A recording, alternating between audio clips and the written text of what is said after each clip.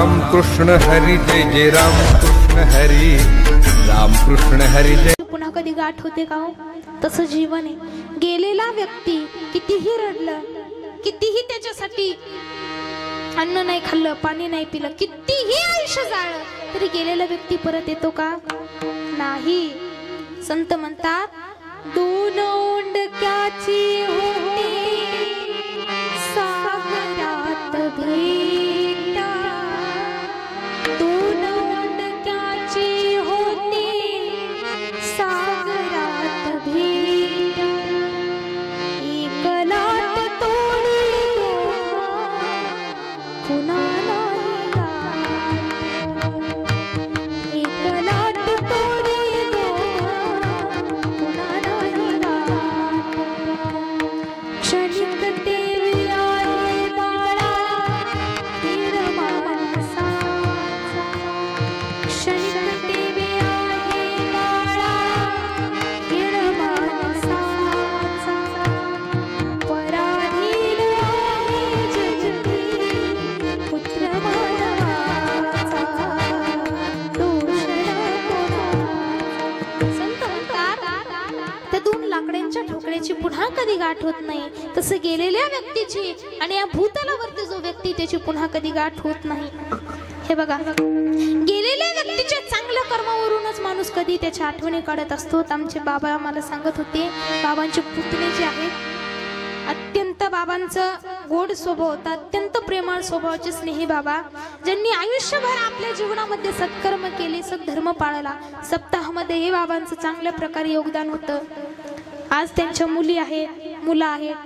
हे बघा, गेलेल्या व्यक्तीचं काहीतरी पुण्य म्हणावं लागेल की त्यांच्या श्राद्धा निमित्त कीर्तनाचा कार्यक्रम होतोय आणि त्यांचे सुपुत्र, त्यांच्या ज्या कन्या आहेत, हे बघा, जन्माला आल्याच्या नंतर मरण प्रत्येकाचं फिक्स, पण जन्मामध्ये येऊन काहीतरी असे कर्म करा की तुम्ही गेल्याच्या नंतर आपल्या गावातल्या ओट्यावरती 4-5 माणसं बसल्याच्या नंतर कमीत कमी म्हटले पाहिजे की अरे चांगला माणूस होता। असं नाही की डोक्याचं टेन्शन गेलं, प्रत्येक जण म्हटलं पाहिजे। आपण मेल्याच्या नंतर प्रत्येकाच्या डोळ्यात जर पाणी येत असेल तर आपल्या जीवनाचं सार्थक झालं असं समजा।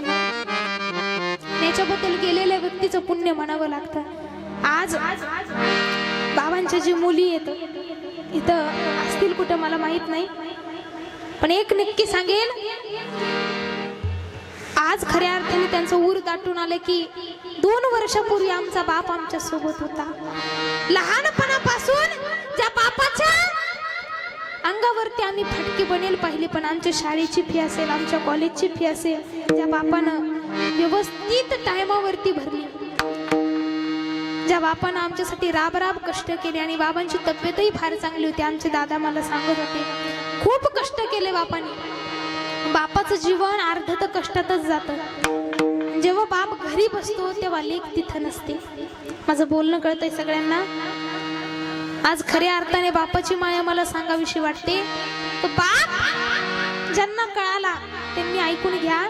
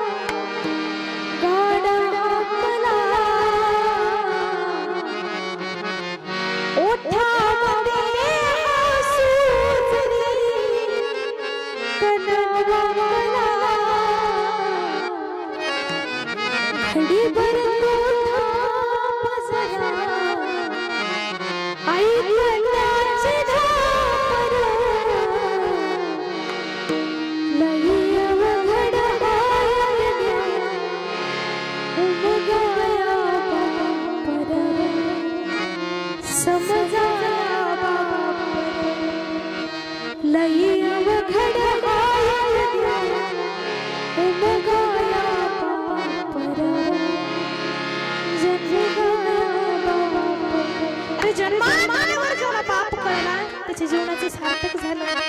वाजवा बापासाठी का होईना, वाजवा आपापल्या।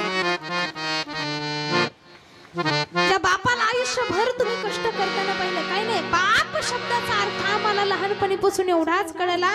आम्ही लहानपणी खेळायला बाहेर गेलो की आई आम्हाला फक्त एवढंच म्हणायची, दीदी बाहेर खेळायला जाऊ नको बरं का, तुझा बाप नाही डेंजर आहे. आमच्या आईनं फक्त आम्हाला एवढंच शिकवलं. आमच्या आईनं तो बाप आम्हाला शिकवलं नाही. अगं दीदी, सकाळपासून तुझा बाप आणि अजून विहिरी केली नाही, शेतात राब राब कष्ट करतोय. रात्री तुझा बाप शेतात गेलेला आहे, अजून घरी आला नाही. दीदी, तुझ्या बापाच्या अंगावरती फाटकी बनेले ग, पण तुझ्या कॉलेजची फी टायमार भरतो. तो बाप आमच्या तुम्हाला कधीच कळाला नाही आणि आम्हा तुम्हाला कोणी तो बापही सांगितला नाही. आज त्या ताईंच्या बाबांच्या जे मुलगी आहेत त्यांच्या डोळ्यामध्ये खऱ्या अर्थाने पाणी असेल की काय केलं माझ्यासाठी ज्या बापाने. आमच्या ताईंनी मला सांगितले की जनाबाई नावाची कोणती तरी मुलगी आहे त्यांची, जनाबाईच ना. हे बघा, लग्नाच्या अगोदर बापाने माझी काळजी घेतली, पण लग्न झाल्याच्या नंतर सुद्धा माझ्या पूर्ण संसाराचा खर्च ज्या बापाने घेतला, आज तोच बाप माझ्या डोळ्यासमोर नाही. याचं दुःख या भावंडांना, या बहिणींना असेल, पण भगवंत करो यांना या दुःखातून सावरण्याची शक्ती देव आणि यांची व्यवहारामध्ये असेल, अध्यात्मामध्ये असेल उत्तर उत्तर प्रगती हो, हीच भगवंत चरणी प्रार्थना. संत म्हणतात की ज्या व्यक्तीचा जन्म या भूतलावरती झाला त्याचं मरण निश्चित आहे, कारण जन्म मरणाच्या फेऱ्यातून मुक्त झाला असा या जगामध्ये माणूस नाही. बरं, जरा साधकांनी संतांना प्रश्न केला आणि संतांनी भगवंतांना प्रश्न केला की मरण हे प्रत्येकाच्या जीवनामध्ये का आहे, तर भगवंत म्हणतात ज्याचा जन्म आहे त्याचं मरण आहे, पण ज्याला मरण आहे त्याचा पुन्हा जन्म आहे. पुनरपि जननम पुनरपि मरणम पुनरपि जननी जठरे शयनम यह संसारे खलदुस्तारे कृपया पारे कृष्ण मुरारे भज गोविंदम भज गोविंद भज गोविंदम. होते तर संत होते. श्री तुकाराम महाराज अभंगामधून म्हणतात, याजसाठी केला होता अट्टहास शेवटचा दिस गोड व्हावा. महाराज म्हणतात आमच्या जीवनामध्ये भगवंताने सुंदर असा आम्हाला अनमोल जन्म दिला, तर या जन्मामध्ये येऊन आम्ही अट्टहास केला. अट्टहास केला, मग महाराज कोणता केला? म्हणे भक्तीचा अट्टहास केला. कशासाठी? शेवटचा दिस गोड व्हावा. आमची इच्छा काय होती, तर आमचा मरणाचा जो क्षण असेल, आमचा शेवटचा जो दिवस असेल तो गोड व्हावा. आणि ही प्रत्येक माणसाची इच्छा आहे, प्रत्येक माणसाची अपेक्षा आहे. आणि जर कोणाची नसेल तर ही बाळगायला पाहिजे. कारण जन्माला आल्यापासून मरेपर्यंत आपल्या जीवनामध्ये 2च दिवस महत्वाचे असतात. एक येण्याचा दिवस असतो, त्याच्यामुळे आपण काय साजरा करतो?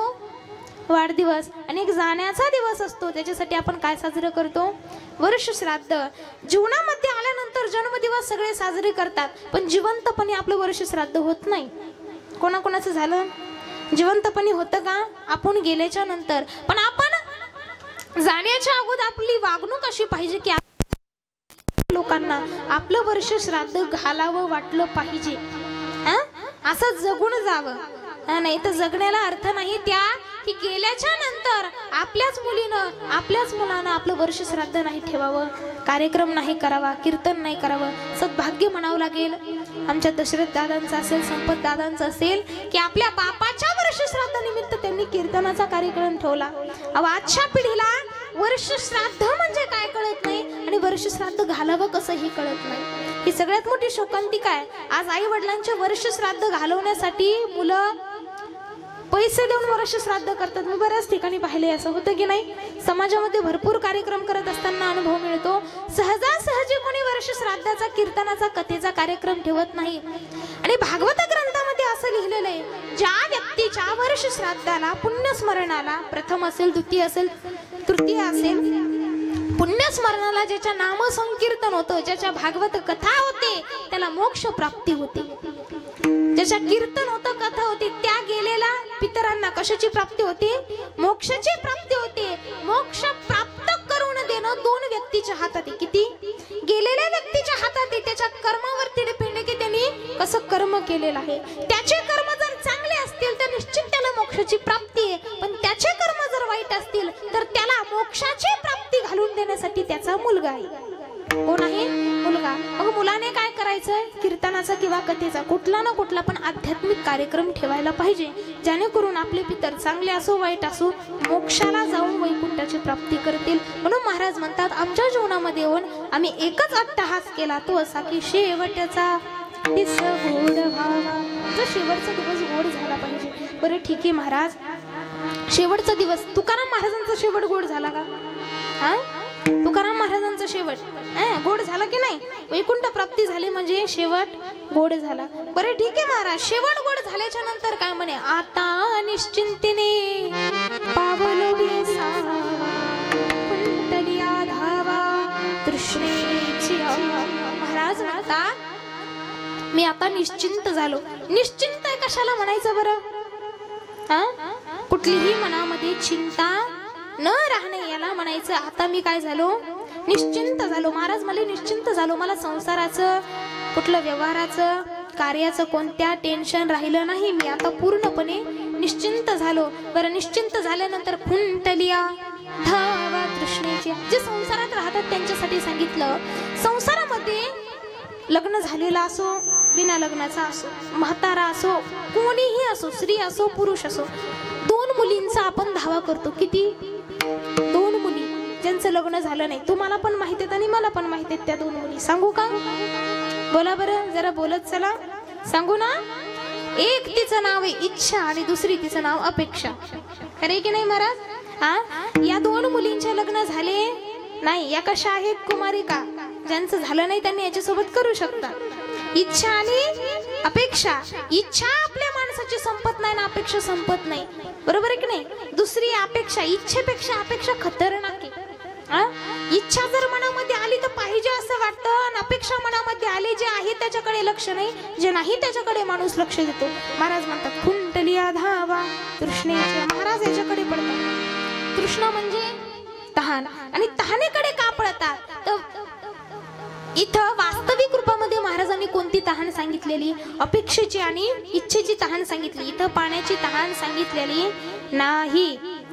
गुरुवारी चंद्रशेखरजी बाबा देगलूरकर असतील, बाबा पाठात नेहमी सांगायचे, श्रोते ऐकणारे सज्जन असतील, श्रोते ऐकणारे पवित्र असतील, श्रोते जर सर्वांगाचे कान करून ऐकतील तर वक्त्याचं त्यांना बोलणं कळतं. माझं बोलणं कळतंय ना तुम्हाला?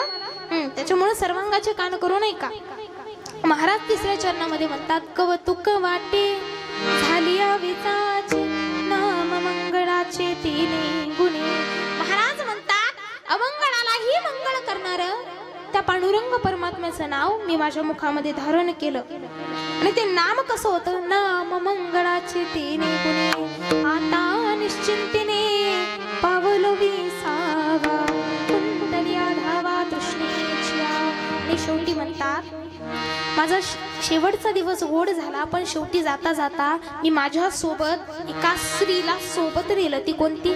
तुका म्हणे मुक्ती परिणिली नोवरी आता दिवस चारी. महाराज म्हणते मुक्तीला सोबत नाही नेलं म्हणे. मुक्तीला माझी काय बनवलं? नवरी. नवरी कळते तुम्हाला? नवरी कोणाला म्हणतात?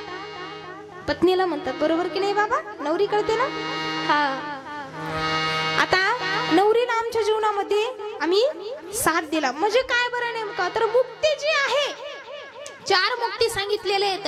4री मुक्तीला आम्ही काय केलं? आमच्या जीवनामध्ये स्थान दिलं. आम्ही त्यांना आमची नवरी बनवून घेतलं. म्हणून आता निश्चिंतीने पावलो विसावा, कुंडलिया धावा तृष्णेच्या. अल्पमुदतीनुसार अतिशय अभंगाचा सरळ सरळ भावार्थ सांगण्याचा प्रयत्न केला. नेमकं श्राद्ध का घालावं बरं? श्राद्ध घातल्याने काय होतं?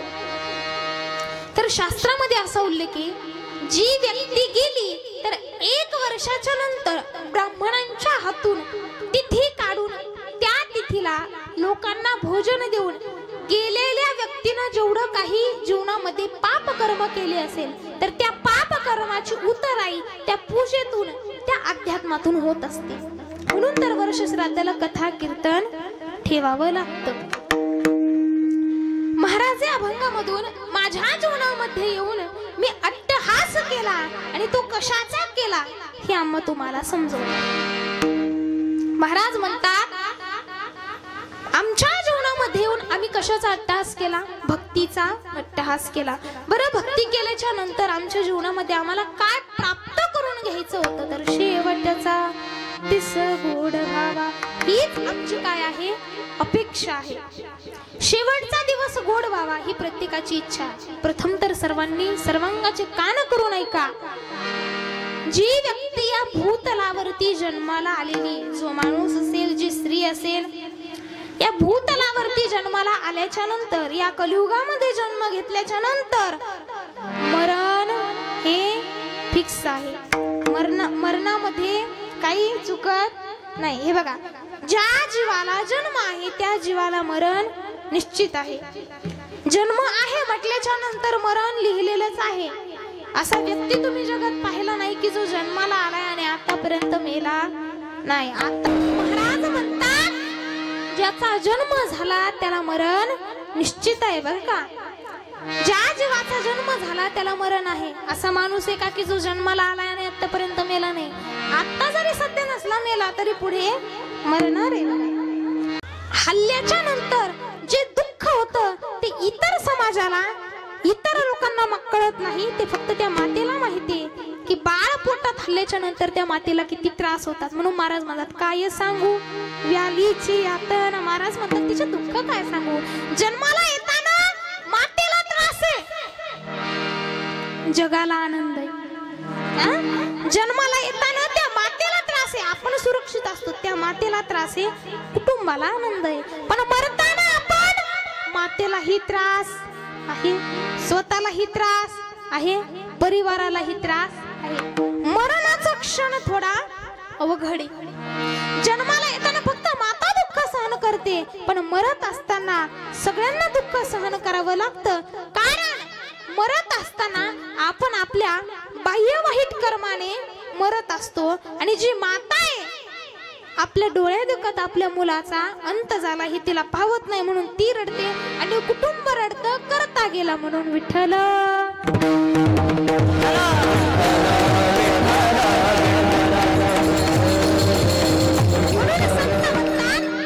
जगणं अवघड आहे, मरणं सोपं आहे। कारण जगत असताना सुख दुःख येतात, एकदा मेलं की माणूस मुक्त होतो, पण मुक्त होण्यासाठी जगत असताना मुक्तीला आधी प्राप्त करून घ्यावं लागतं। 4 प्रकारच्या मुक्त्या सांगितल्या, कोणकोणत्या? सायुज्यता, सलोकता, समीपता, अशा किती सांगितल्या? 4 प्रकारच्या मुक्त्या सांगितल्यात। आता ज्या 4 मुक्त्या आहेत यांना जीवनामध्ये प्राप्त करून घ्यायचं म्हटलं तर काय करावं लागेल? जीवनामध्ये नामस्मरण करावं लागेल। म्हणून संत म्हणतात जरा मरणातून सुटला कोण प्राणाचा, जरा मरणातून सुटला कोण प्राणाचा, दुःख बुड जगला